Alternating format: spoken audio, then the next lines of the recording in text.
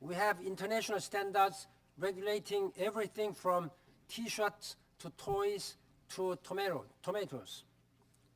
There are international regulations for furniture. That means there are common standards for the global trade in armchairs, but not the global trade in arms.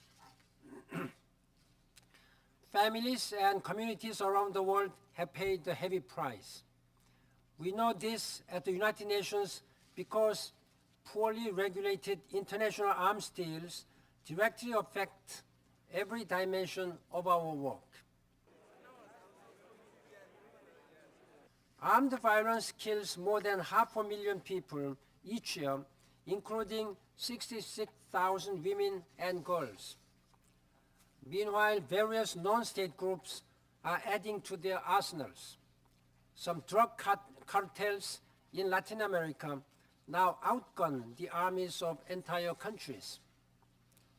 All of these tragedies raise the same questions.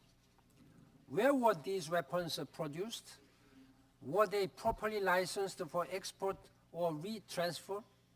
What standards were used to authorize such transfers? And perhaps the biggest question of all is simply this: what are we going to do about it?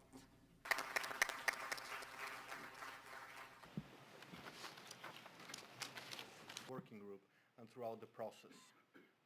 What these negotiations are about is the quality of the treaty text. We're way past the argument of if there will be an arms trade treaty. That argument was won long ago. There will be an arms trade treaty, and the question now is what sort of treaty will it be? And what we're saying from civil society, from the Control Arms Coalition, is you need to get it right. Strong treaties are what change international situations. Strong treaties set high standards. Strong treaties change behaviour.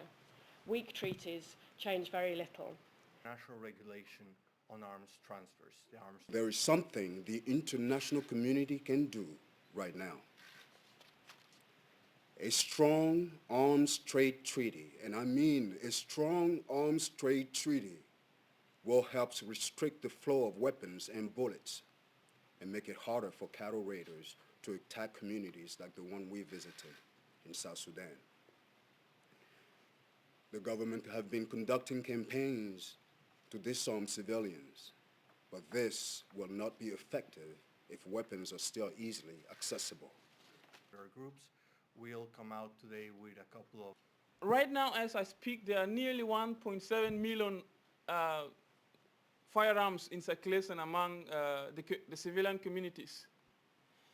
And given the figures from our neighboring countries, like DRC, Kenya, Uganda, Ethiopia, and Sudan, one can strongly assert that the weapons in circulation in our region is just sufficient to keep hostilities for the next 30 years. Media@controlarms.org, and I'll get back to you.